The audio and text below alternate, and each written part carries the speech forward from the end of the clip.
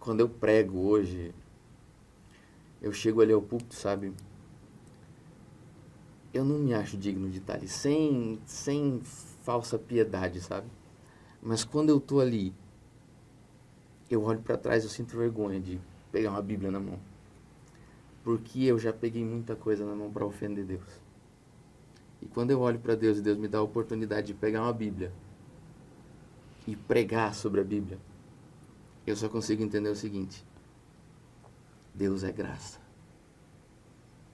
E não importa quão longe você tenha ido, Deus consegue ir lá e te buscar. É isso mesmo. Olha, vou te contar, é muita graça mesmo. Com certeza. Pessoas que tiveram a vida transformada por Deus. Verdadeiras histórias de conversão rumo à vida. É isso que você encontra aqui, no programa 180 Graus, o ponto da virada, que começa agora.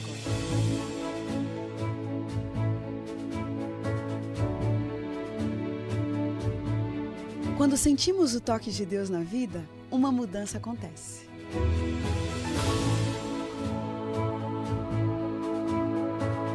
Surge à nossa frente possibilidades de felicidade plena. O toque de Deus restaura, renova, refaz.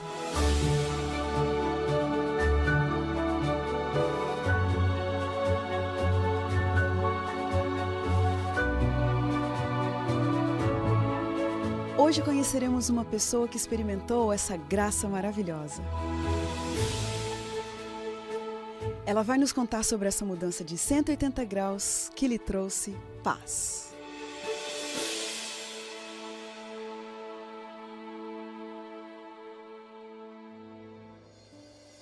Luiz Francisco Ferreira, ainda na adolescência, começou a se envolver com o satanismo. Tinha vida noturna, curtia rock extremo, fez parte de uma banda de black metal, andava vestido de preto, com pentagramas pendurados em correntes, gostava de ler escritores ocultistas, era membro informal da Igreja de Satanás na ramificação chamada de luciferanismo. E essa mesma pessoa que eu acabei de escrever é um cristão hoje, apaixonado por Deus, pela Bíblia e que quer ser cada dia mais semelhante a Jesus. Dá para acreditar nessa história? Que virada de 180 graus. E é para saber dos detalhes dessa história que o Luiz está aqui com a gente hoje. Luiz, muito obrigado pela sua presença aqui conosco. Eu estava muito curiosa para ouvir de você essa história. Como foi que você se envolveu com essa coisa do satanismo? Bom, mais ou menos com uns 14 anos de idade, assim, eu tinha um trabalho para fazer na escola sobre músicas. Eu tinha que traduzir uma música do inglês para o português. E eu ganhei um CD de uma banda X lá. E aquela banda me interessou. Então eu comecei a ouvir, achei interessante, eu comecei a pesquisar mais. E o conteúdo da letra também me chamou a atenção. E o conteúdo dessa letra falava justamente sobre um escritor ocultista. Então eu fui pesquisar, fui descobrir o que ele escrevia e eu me interessei, né? Dali para frente eu comecei não só a ouvir as músicas, não só a pesquisar mais sobre as músicas, mas eu entrei mesmo nesse universo. Olha, de uma simples tarefa de escola, a coisa virou um estilo de vida. Exatamente. Olha, e nesse ponto você foi se envolvendo e foi se tornando semelhante ao que você ouvia, assistia. O que você gostava de ler? Olha, eu lia muito psicologia, muito filosofia. Eu gostava de livros assim, até porque a temática das bandas que eu escutava, a temática do grupo que eu comecei a conviver era muito para esse lado, né? Então eu comecei a ler algumas coisas relacionadas à filosofia humanista, na verdade o segmento. Mais adiante vai tratar um pouco disso. As amizades, o círculo foi se fechando, né? E com isso vem, não é só a música ela é o começo das coisas. Então a música me levou para um universo diferente. Um universo que até então eu não conhecia e que para mim naquele momento foi interessante. Esse universo incluía o quê? Estilo de vida, modo de falar, leituras, filmes. Ele engloba tudo, na verdade. Engloba, Porque ele muda o teu estilo de vida radicalmente. Exatamente. Então vamos começar. Tá. Estilo de vida, como era seu visual? Eu tinha o cabelo para baixo da cintura. Na verdade, eu cultivei meu cabelo há uns 7 anos, mais ou menos. Olha. Né? Eu tinha uma trança na barba, deixei a barba grande assim e tal, e meu visual era roupa basicamente preta. Eu não tinha roupa de outra cor, né? Tanto é que depois vai ser uma longa história para mudar essa questão de vestimentas e essas coisas assim. Eu não usava camisetas de banda que tinha para vender na loja, eu mesmo pintava, eu fazia as camisetas que eu usava. E eu tinha alguns medalhões, um pentagrama no pescoço, que esse me acompanhava desde que eu decidi fazer parte desse grupo, até um dia que ele simplesmente desapareceu do meu peito. Essa É muita história, Luiz, o que é isso? Continuando na história. Tá bom, você já falou de visual. Período preferido do dia? Era à noite. Noturno. Noturno. E o que você fazia de noite?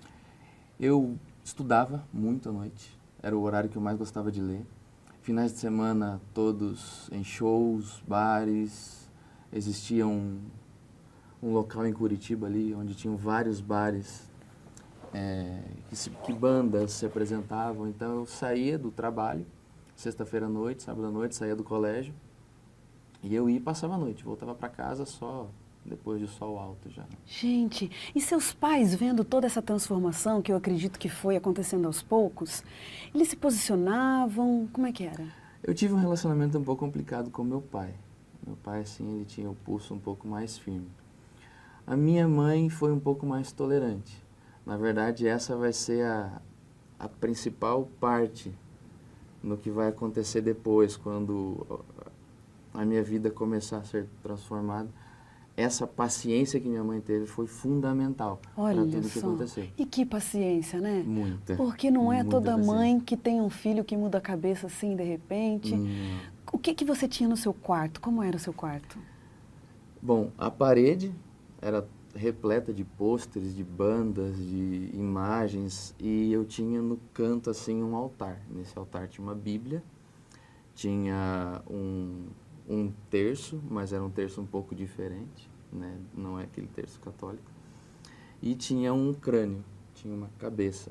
A Bíblia, uma Bíblia cristã? Não. Não. Era uma Bíblia satânica, era a Bíblia de Satanás mesmo.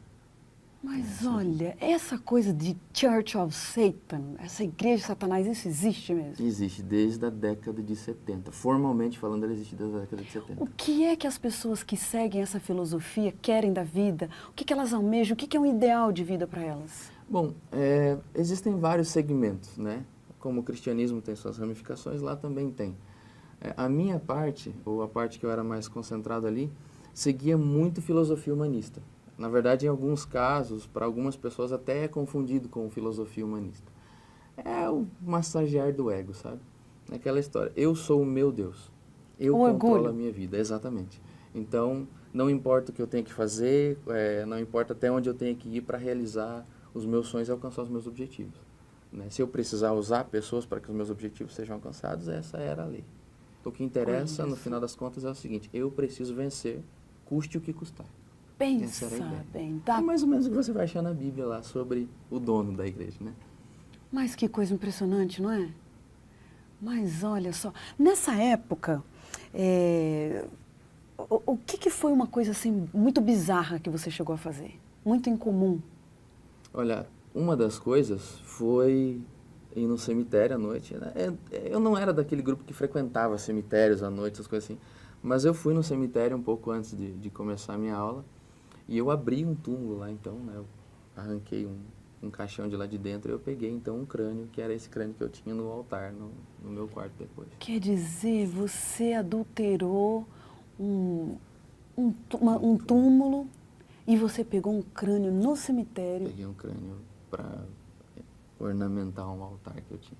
Para ornamentar um altar.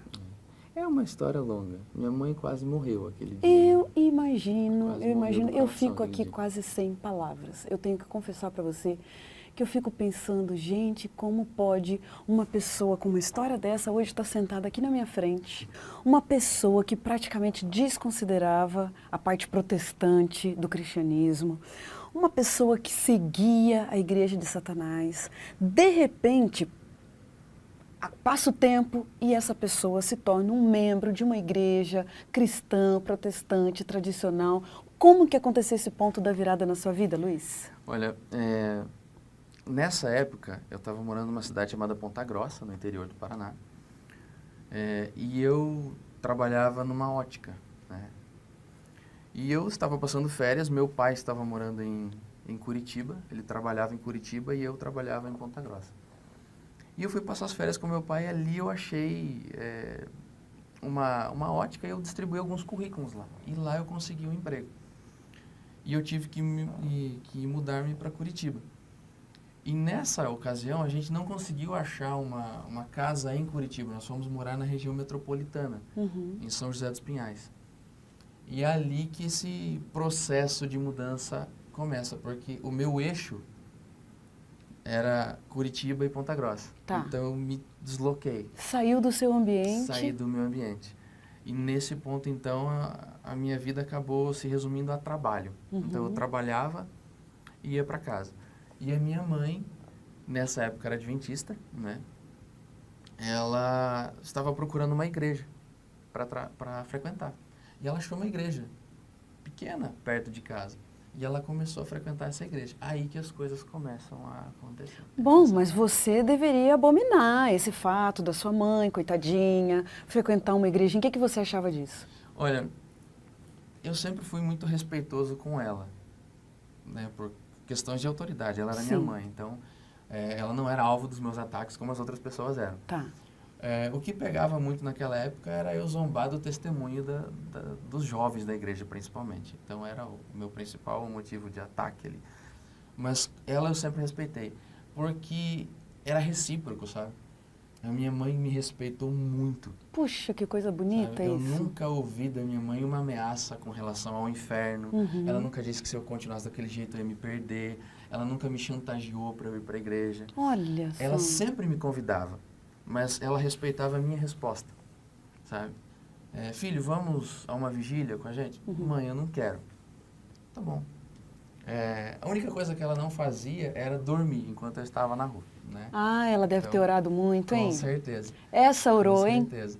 Então, na verdade, assim, tudo que acontecia durante os períodos de noites que eu estava, hoje eu tenho amigos que estão presos, amigos que estão mortos, alguns membros da minha banda estão mortos hoje. E comigo não acontecia, sabe? Eu até brincava que eu tinha o corpo fechado. Depois eu fui descobrir que, na verdade, eram os joelhos da minha mãe lá que me mantinha salvo onde eu estava. Olha só. Sabe? A única coisa que ela sempre pediu para mim foi não use drogas, coisa que eu nunca fiz, nunca usei drogas. E quando eu chegasse em casa, eu dar 3 batidinhas na porta do quarto dela para ela poder dormir. Então isso eu fazia. Ai, ai, ai. Ô, história doída, hein, rapaz? Qual foi o link, qual foi o elo que ligou você, né, além do respeito pela sua mãe, que ligou você ao adventismo? Por incrível que pareça, foi um computador quebrado. Porque eu fui trabalhar um dia, voltei, meu computador não estava funcionando.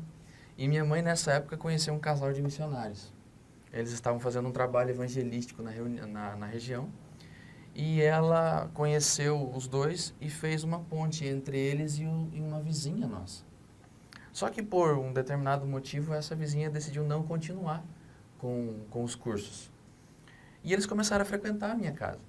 Só que eu nunca tive contato com nenhum deles, nem com ele, né, o Demetrio, nem com a esposa dele na época, que era a Daisy. E quando meu computador estragou, minha mãe comentou comigo que ele era técnico, ele tinha feito alguns cursos em informática e pediu para que eu ligasse para ele.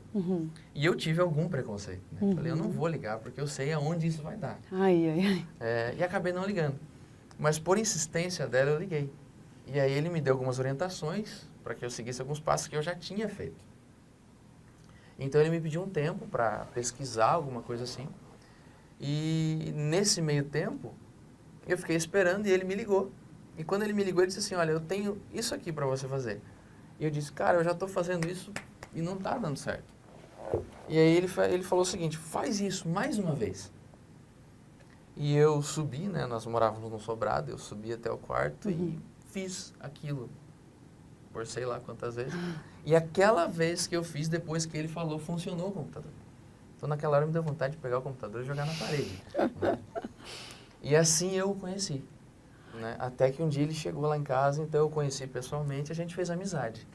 Você devia uma gratidão a ele, né? Exatamente, eu estava em débito com ele agora, porque Olha ele tinha aí. me ajudado a arrumar o computador.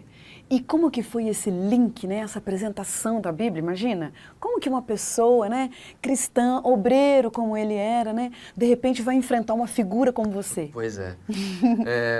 Ele demorou muito tempo para falar de Bíblia comigo. Ele não falava, e isso foi uma coisa que começou a me incomodar. Porque geralmente as pessoas da igreja, tanto da minha mãe ou de outra igreja, a primeira coisa que faziam comigo era falar de Bíblia. E ele levou muito tempo para falar comigo disso.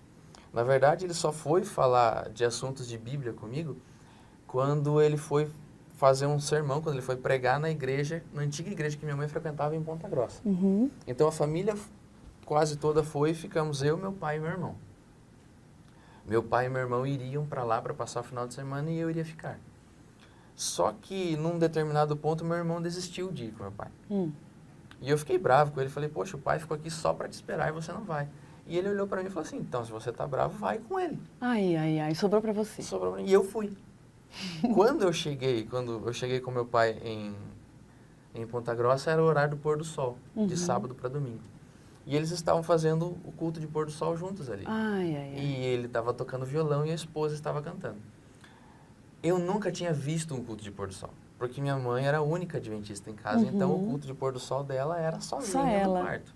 Né? E geralmente na hora do pôr do sol eu estava, sei lá onde. Mas aquele dia o ambiente foi interessante, né? E eu fiz uma coisa que eu nunca tinha feito, que era sentar e assistir. Tava a família toda reunida ali, e eu sentei no canto, eles continuaram fazendo o culto de pôr do sol. E eu achei bonita a música, a melodia da música me agradou. Você lembra que música era aquela? Era O Poder do Amor. O Poder do Amor. Poder do Amor. É bonita essa música, Pois né? é. E aquela coisa de um violãozinho, Exatamente. marido e mulher, família reunida. E aí nós fizemos esse culto ali, eles oraram, eu não orei, eu não fazia oração em hipótese alguma, né? E chegou a hora de nós voltarmos para Curitiba. E aí o carro do meu pai estava cheio, e ele então, aproveitando a oportunidade, me convidou para voltar no carro dele. E quando eu voltei de Curitiba para de Ponta Grossa para Curitiba com o Demétrio, ele perguntou como é que eu estava e tal. E naquela época eu estava tendo muito problema para dormir. E aí a gente começou a conversar e ele falou assim, eu fiquei sabendo que você gosta de ocultismo, dessas coisas assim. Aí eu falei, pronto, agora chegou a hora, né? É agora. Daí eu falei, eu gosto sim. E aí ele chegou para mim e falou assim, você sabia que na Bíblia tem ocultismo? Aí eu olhei para ele e falei, você tá doido? Ele falou assim, não, tem sim, cara. Eu falei, cara, não tem, eu li a Bíblia já, não tem. Então ele diz assim para mim, tem e eu te provo. Quando ele falou que me provava, mexeu com o seu brilho. aí mexeu, entendeu? Eu falei, então tá, cara, então agora você vai me provar. Ele falou, sexta-feira eu tô lá na tua casa. Falei, beleza. Passou a semana toda, sexta-feira eu cheguei do serviço, cheguei do trabalho e ele logo depois chegou. E esse foi o meu primeiro contato com a Bíblia. Então, o meu primeiro estudo bíblico foi sobre a guerra no céu. Foi Apocalipse, capítulo 12, versículo 6. Foi o meu primeiro estudo bíblico. Olha só onde você foi parar.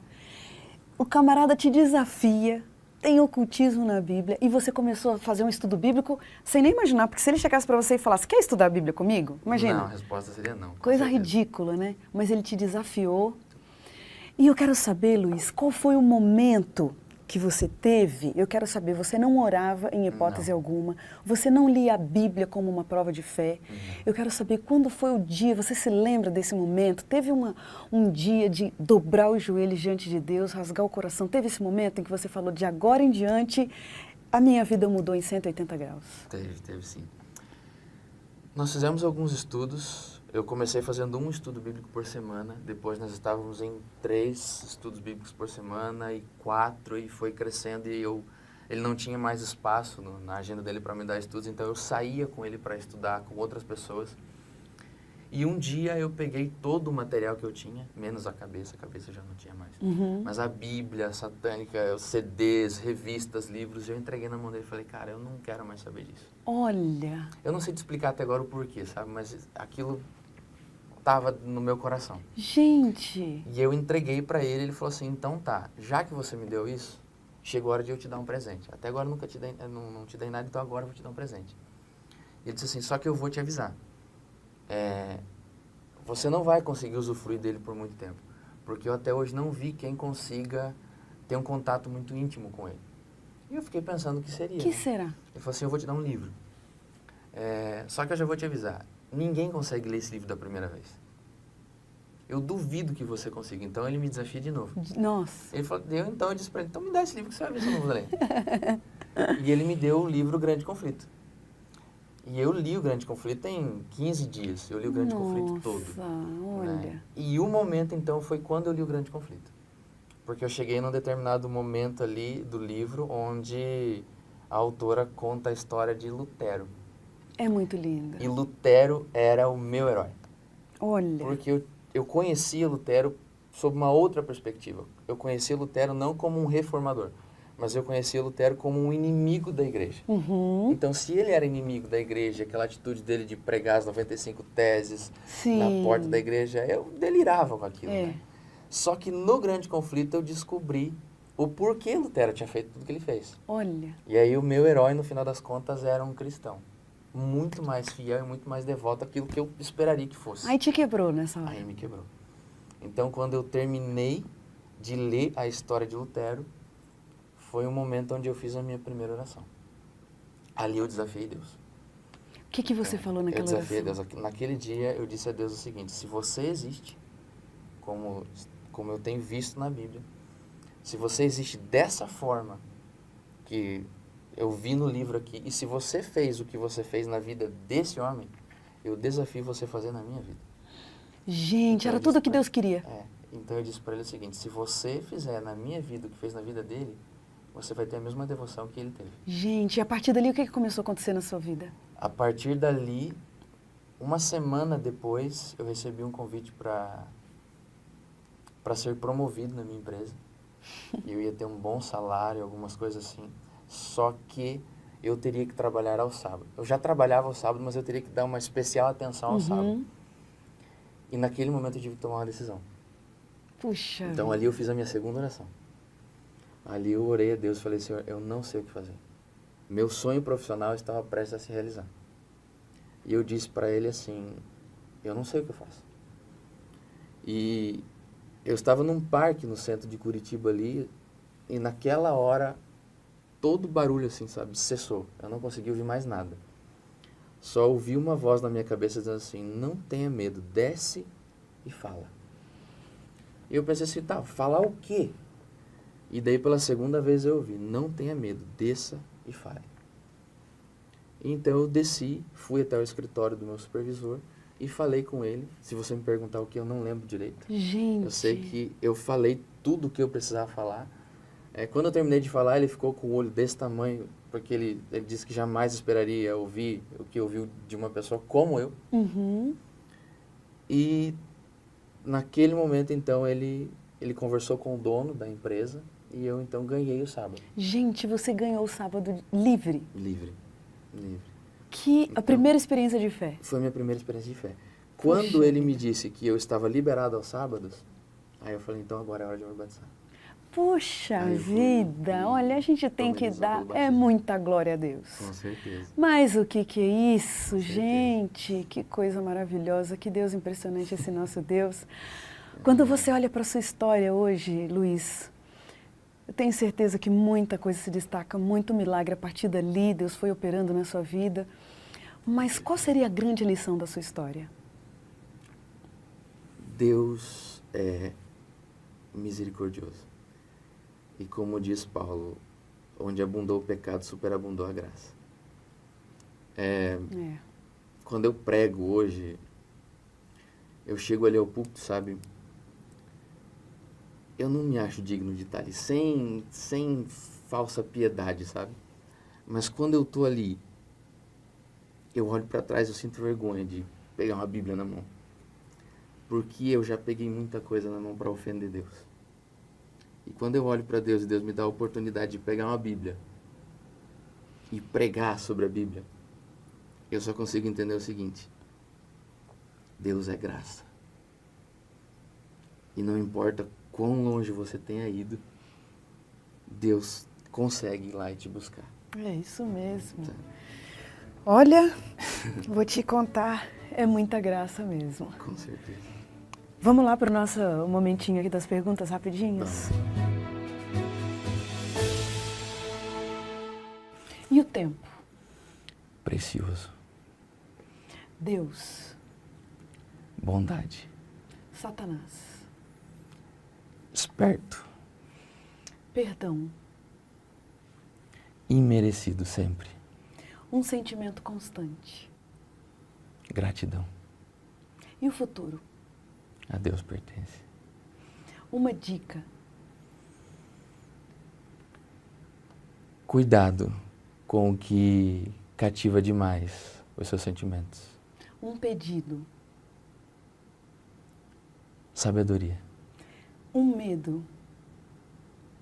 De não corresponder às expectativas de Deus. Uma grande mentira. Você foi longe demais. Um sonho. Servir a Deus. Um mistério. A graça.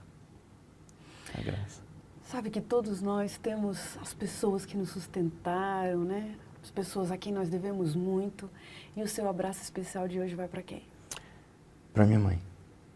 Porque eu tenho certeza que a minha salvação pertence a Deus. Mas, assim como a Bíblia diz que nós temos o nosso nome gravado nas mãos de Deus, eu tenho meu nome gravado nos joelhos da minha mãe. E o versículo da Bíblia que te acompanha? 1 Coríntios 2:2. Porque decidi nada saber entre vós, senão a Jesus Cristo e este crucificado. Luiz, que verso maravilhoso.